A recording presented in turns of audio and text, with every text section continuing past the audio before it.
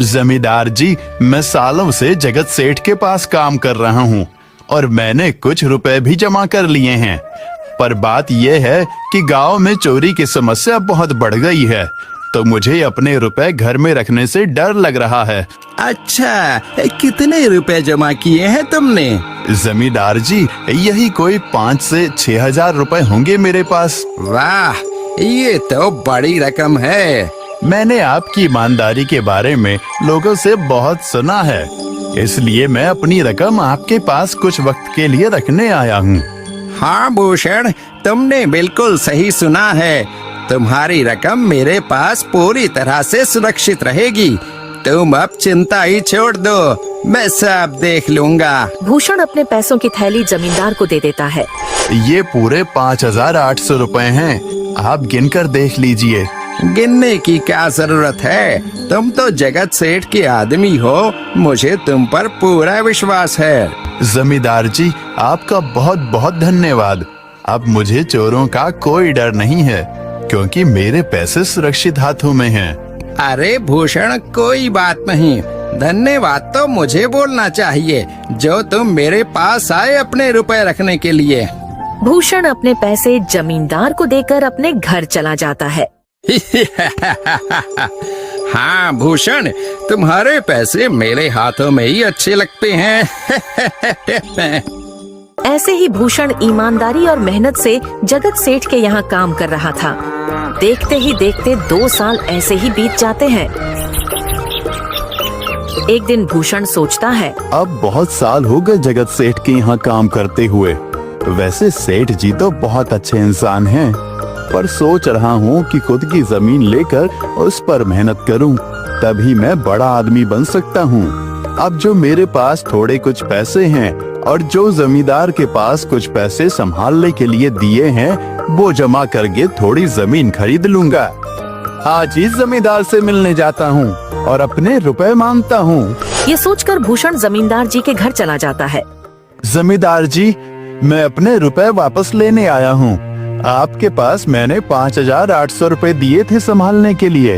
अरे भाई साहब, मैंने पहचाना नहीं आपको, वैसे कौन हो आप? अरे जमींदार जी, मैं भूषण हूँ। पिछले साल मैंने आपको पैसे संभालने के लिए दिए थे, याद आया कुछ? अरे भाई साहब, मेरे पास कितने सारे लोग आते जाते हैं पैसे रखने के लिए, और सभी के साथ मेरा अच्छा व्यवहार होता है। वैसे आपके पास कोई कागजात हैं क्या? क्योंकि मैं हर व्यक्ति से कागज पर ही व्यवहार करता हूँ।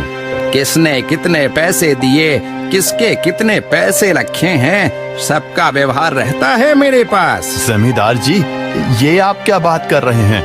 आपकी ईमानदारी देखकर ही मैंने आपको पैसे दिए थे संभालने के लिए, और आप अब ऐसी बातें कर रहे हैं।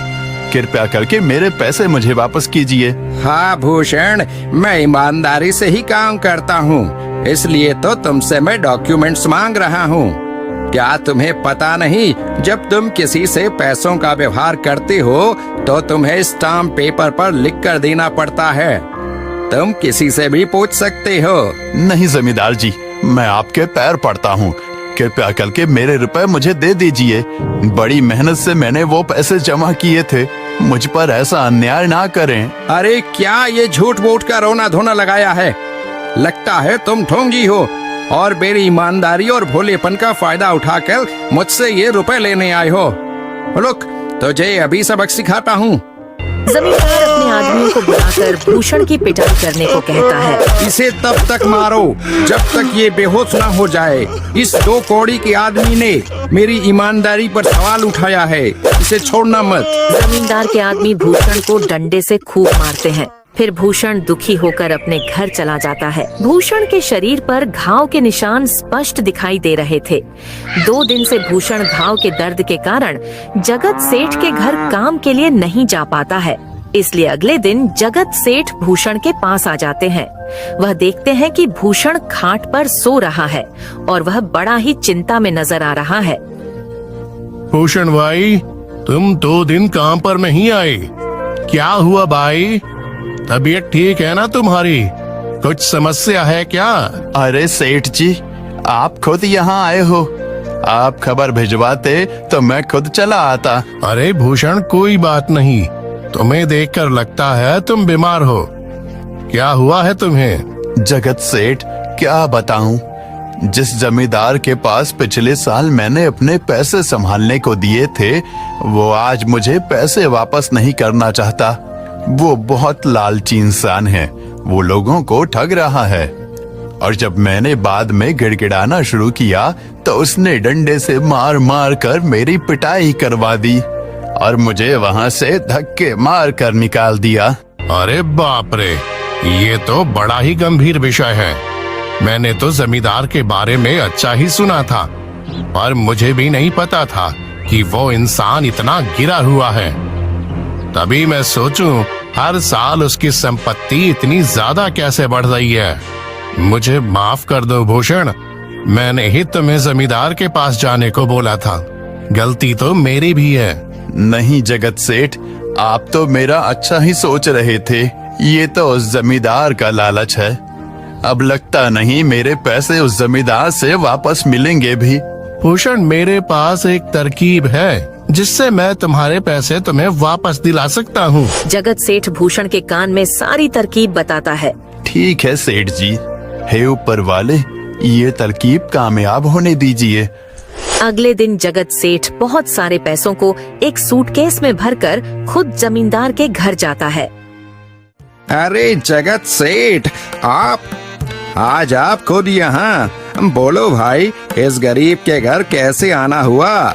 हमारा तो ये सौभाग्य है कि आप जैसे धनी आदमी के चरण हमारे घर में लगे हैं। नमस्ते जमींदार जी। अरे जमींदार जी, आप तो मुझे अब लज्जित कर रहे हैं। वैसे मैं कुछ महीनों के लिए दूसरे राज्य में व्यापार करने जा रहा हूँ। मैं ये लगभग 50,000 रुपए लाया हूँ। मुझे डर है कि कहीं ये चोरी ना हो जाए। क्या आप मेरे सारे पैसे अपने पास संभाल कर रख सकते हैं? आपके सिवाय इस गांव में और किसी पर भरोसा नहीं कर सकता। अरे जगत सेठ, ये भी कोई पूछने की बात है? मेरे पास आपके पैसे बिल्कुल सुरक्षित रहेंगे। आप निश्चित होकर व्यापार करने जा सकते हैं। इस बार तो बड़ी मछली हाथ लगी है। बार बार ऐसा मौका नहीं मिलता। भारी माल हाथ में लगने वाला है। तभी वहाँ पर भूषण आ जाता है। अरे भूषण, तुम? अच्छा हुआ तुम आ गए। मैं तुम्हारे पास ही आने वाला था। मुझे माफ करना, उस दिन तुम्हें पहचान नहीं पाया। इतने सारे लोग मेरे पास आते हैं तो जरा परेशानी होती है, पर मैं अपनी बातों का बड़ा पक्का हूँ। हाँ रुको, मैं तुम्हारे सारे पैसे अभी देता हूँ। जमींदार भूषण के सारे पैसे उसे लौटा देता है। माफ करना भूषण, मेरे आदमियों ने तुम्हारे साथ उस दिन बदतमीजी की। मैं आज ही उनको काम से निकालता हूँ। भूषण बिना कुछ बोले वहाँ से चला जाता है। अरे क्या बात है जमींदार जी, आप तो अपने बातों के बहुत पक्के हैं। तो ठीक है, मैं अपने सारे पैसे आपके पास रख सकता हूँ। जगत सेठ इतना बोल ही रहा था कि तभी वहाँ जगत सेठ का नौकर आ जाता है। मालिक, अब आपको बाहर के राज्य में जाने की कोई जरूरत नहीं है। अभी अभी व्यापारियों का संदेश आया है और उसने कहा कि वो खुद हमारे गांव आ रहे हैं। अरे ये तो बहुत बढ़िया बात हुई। अब मुझे इतनी दूर नहीं जाना पड़ेगा। सुन रहे हो जमींदार जी, व्यापारी यहाँ आ रहे हैं। अब मुझे नहीं लगता कि ये पैसे आपके पास रखने का कोई मतलब होगा। चलो, आपका बहुत बहुत धन्यवाद। आपने इतनी ईमानदारी दिखाई मुझे। हाँ, पर अगली बार जरूर आपके पास ही आऊंगा। ऐसा बोलकर जगत सेठ और उसका नौकर वहाँ से अपने पैसे लेकर चले जाते हैं। धत तेरी की, ये क्या हो गया?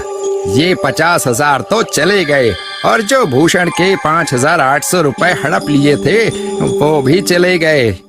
आपका बहुत बहुत धन्यवाद सेठ जी।